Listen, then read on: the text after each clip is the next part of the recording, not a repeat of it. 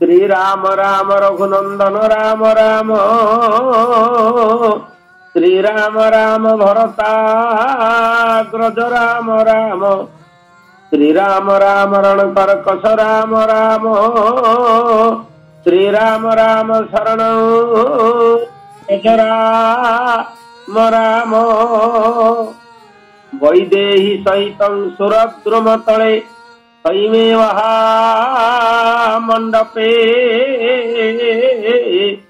मध्ये पुष्पक आसने मणिमये पीरासने संस्थित अग्रे वाचयति प्रभंजन सुतम तत्त्वं मुनीन्द्रे परं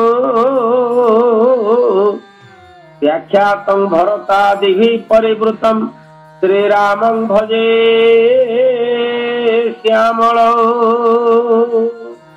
अष्टोत्तर शतत्रिदंडी स्वामी भक्ति विचार विष्णु से महाराजंकर अभय अशोक चरण कंजर अनंत कोटि साष्टांग दंडवत प्रणाम।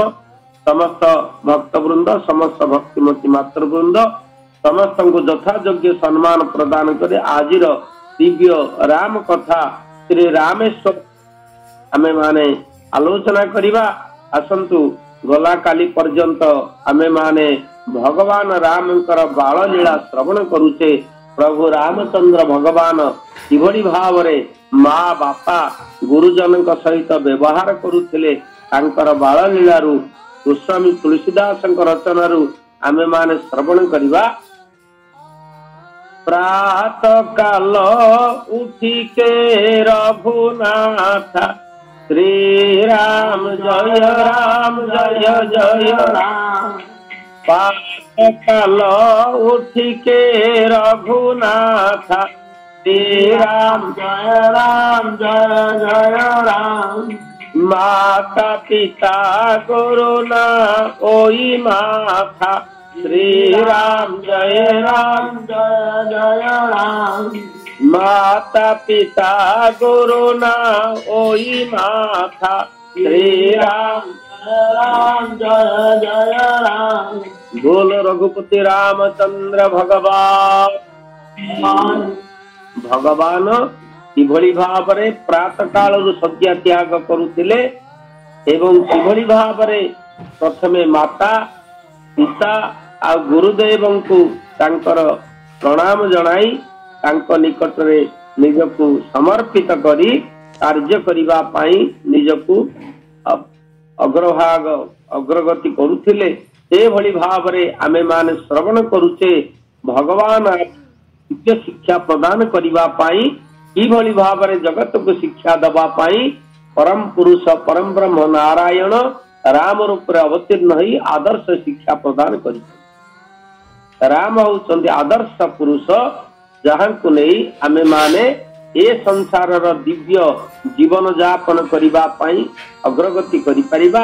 एवं रामायण होची आदर्श ग्रंथ जो ग्रंथ हमको जीवन चर्या शिक्षा प्रदान करे किभଳି भावरे उपयुक्त पुत्र उपयुक्त योग्य पुत्र भावरे आमे पिता माता बा गुरुदेव निकट निजकु सम्मिलित करिबा निजकु समर्पित करिबा से कथा रामचंद्र जीवनादर्श बाल काल प्रभुंकर आदर्श जीवन आरंभ होइतिला। एवं ए भଳି भावरे भगवान रामचंद्र माता पिता सहित जो दिव्य व्यवहार करुथिले ए व्यवहार ए जगत पई प्रथम शिक्षा एवं पिता माता को भगवान कर स्वरूप विचार करी प्रणाम करुथिले एवं तांका निकट निजर अभिव्यक्ति प्रकाश करुथिले। पिता माता बोल मानी माँ बापा तथा गुरुदेव को प्रणाम करी से कार्य आरंभ करुथिले। ए भଳି समय अनुसार गुरु विश्वामित्र आसी पहुंची भगवान रामचंद्र को नबा पाई बसी दशरथ निकट प्रकाश करिसंती। विश्वामित्र अनुज समेत देहु रघुनाथा श्री राम जय जय राम।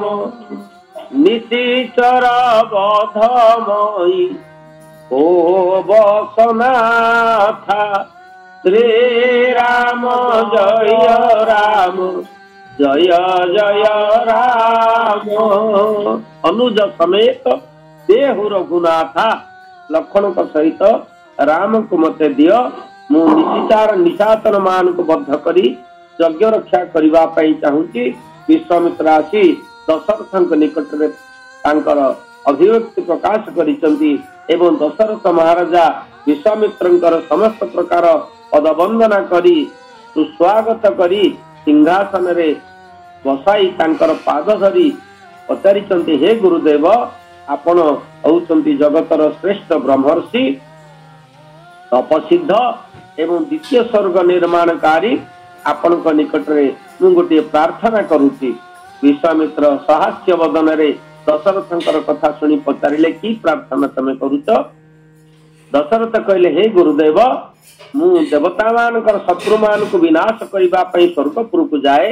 आपण जानिचंती मोर शक्ति एवं मु थाउ थाउ पिला दीटा क्षीरखिया पिला दीटा आपणकर राक्षस मान को करिवे। विश्वामित्र एतक श्रवण करी टिके हसिले कहले दशरथ महाराजा मोर शक्ति अछि राक्षस मान को विनाश करबा। मु तुम निकट रे राम लक्ष्मण को प्रार्थना करिवार कारण कोन?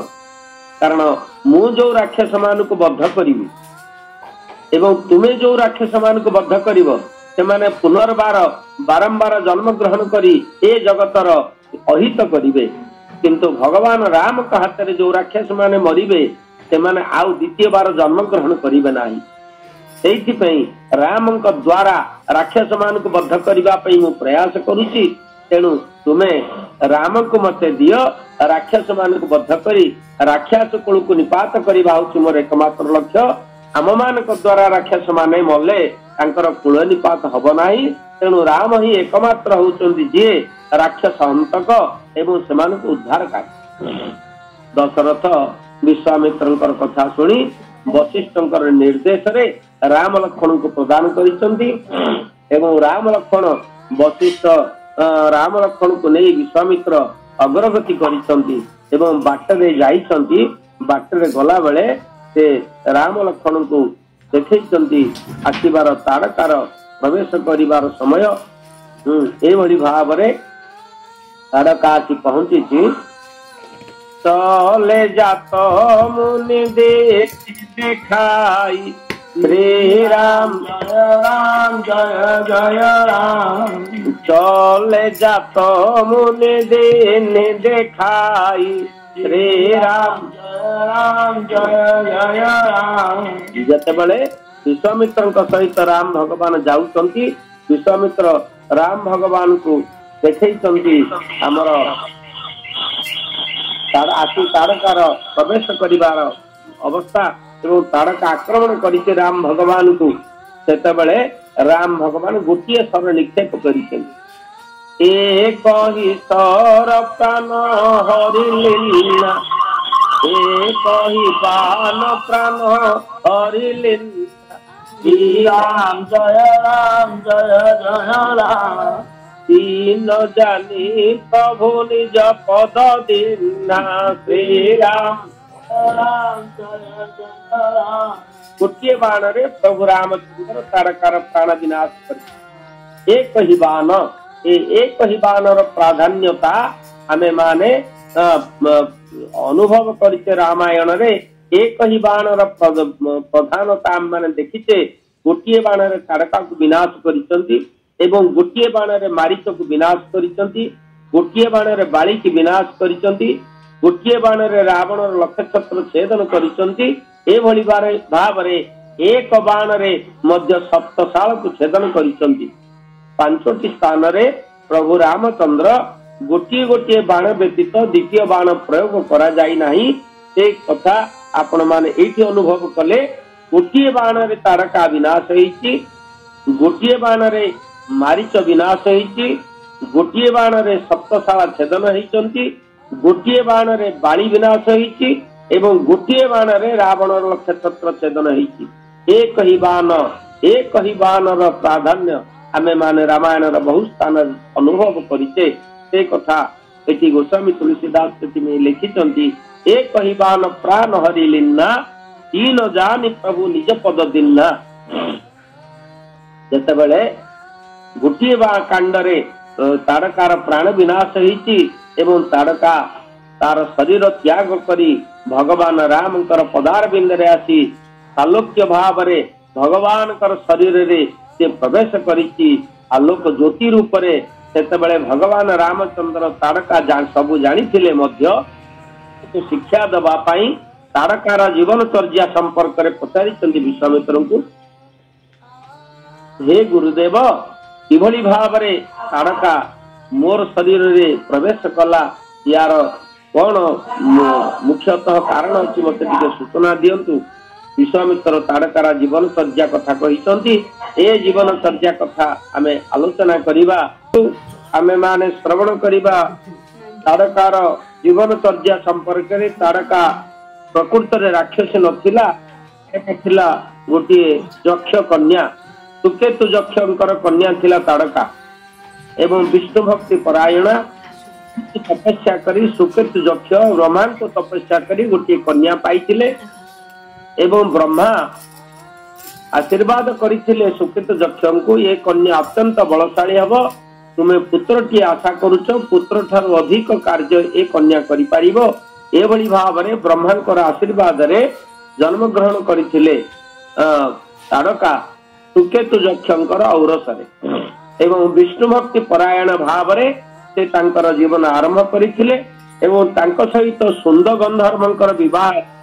ସୁନ୍ଦ ଗନ୍ଧର୍ବ ମଧ୍ୟ ଠିକ ସେଇଭଳି ଭାବରେ ଜଣେ ବିଷ୍ଣୁ ଭକ୍ତ ଥିଲେ।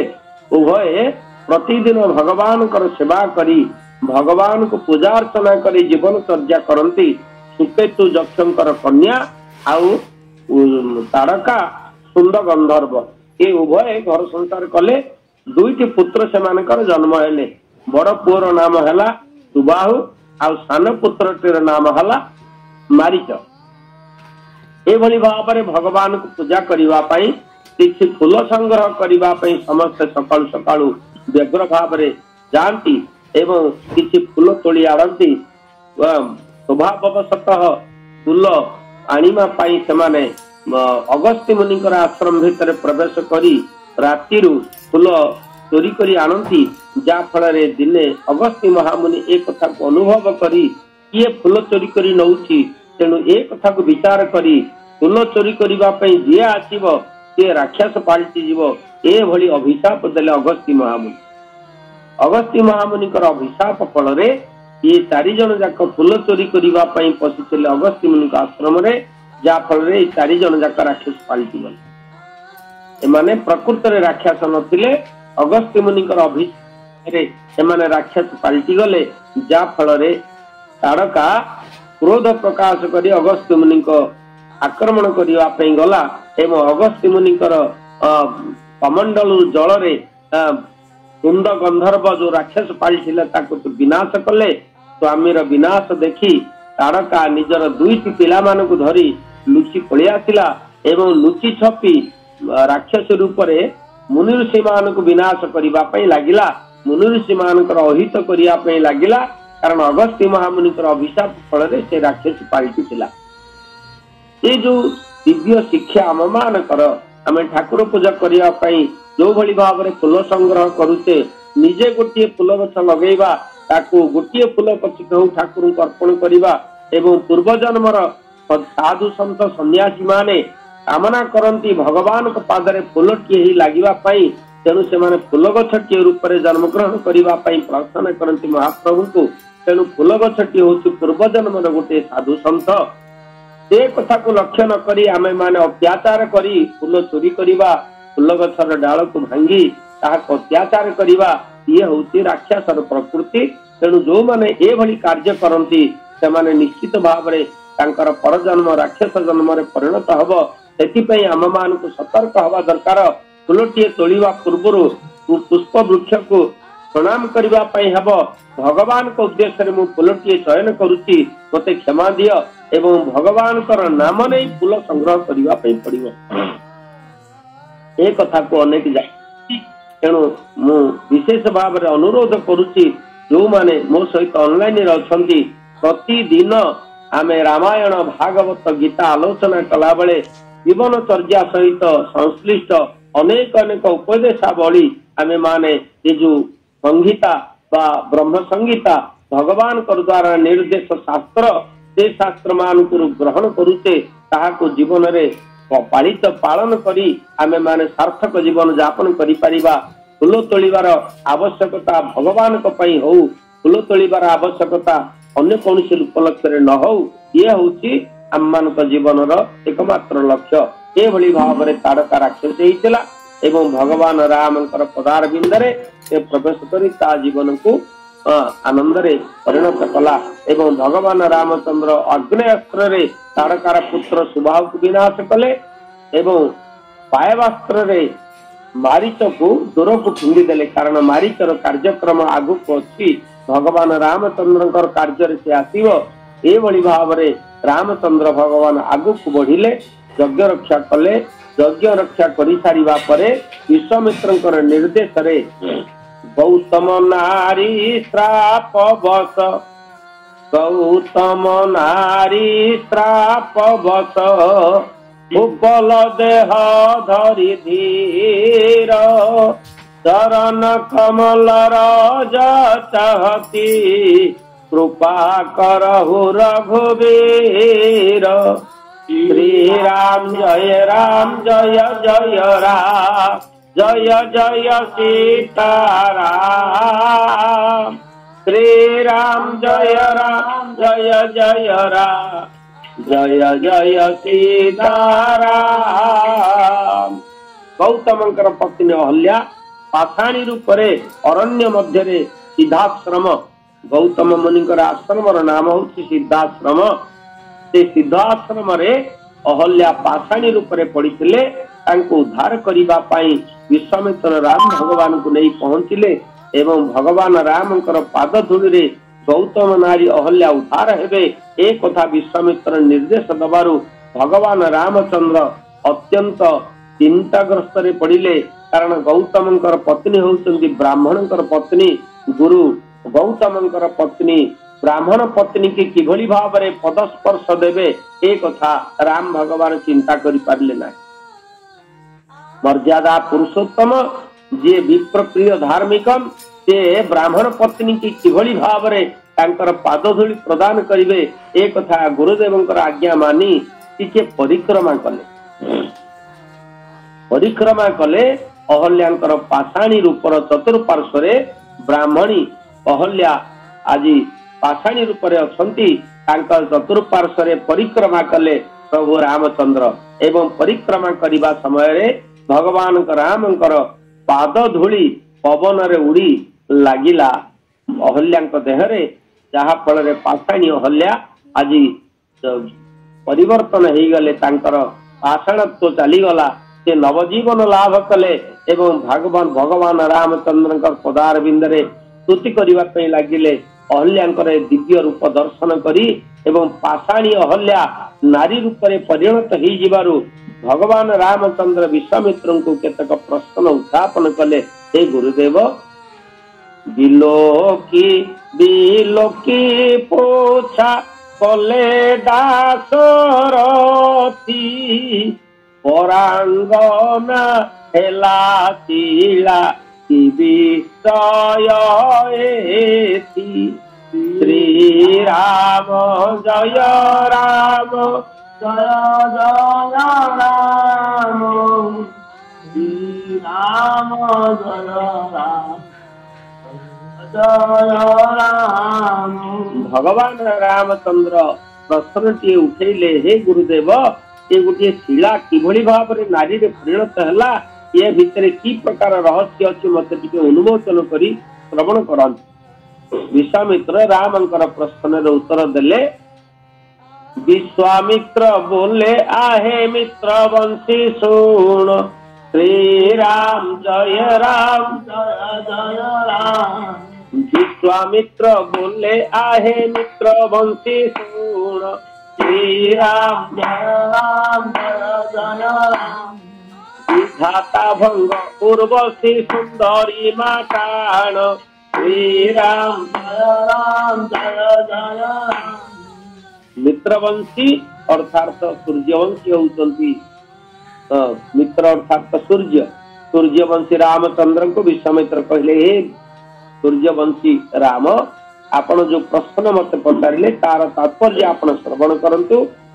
ब्रह्मा उर्वशींकर जो सौंदर्यर गर्व थिला से सौंदर्यर गर्व को विनाश करिबा पाई ए भली भावरे व्यवस्था कले जहा द्वारा ए अहल्याकर ए भली उत्पत्ति हला एवं पाषाणी रे परिणत हेले।